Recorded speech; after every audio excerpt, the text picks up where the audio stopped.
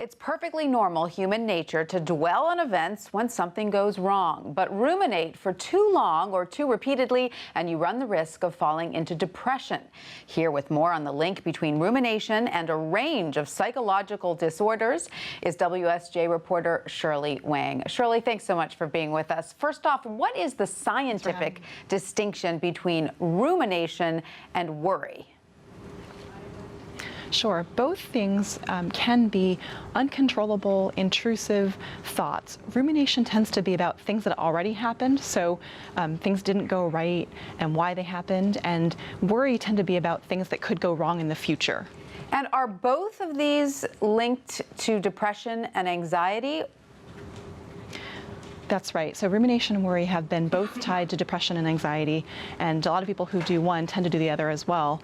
In addition to depression and anxiety, rumination and worry have been also linked to things like eating disorders, substance abuse, and there's some preliminary evidence that it's linked to PTSD, post-traumatic stress disorder, and also maybe even psychosis. So some scientists are beginning to think that rumination and worry, these sort of uncontrollable repetitive thoughts, are actually one mechanism that underpins a lot of psychological disorders. And so, Shirley, does the propensity to ruminate come from our genetics, or is it a learned behavior?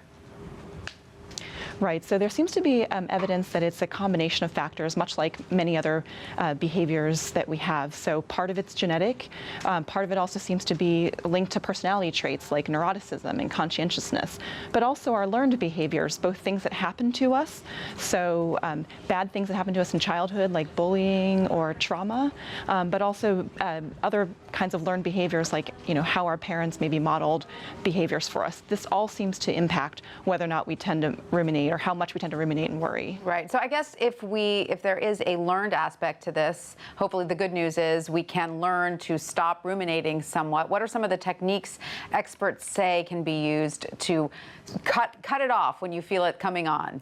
Right.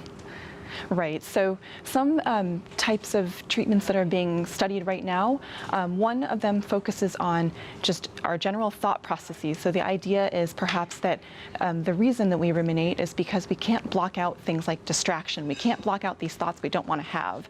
So some scientists are trying to figure out ways of using the computer to try to train our attention to be able to block out distraction and focus on the things we want to focus on, and that you don't actually have to touch just the worry or the rumination itself, but if you sort of teach these better thinking strategies, then that will help the distraction.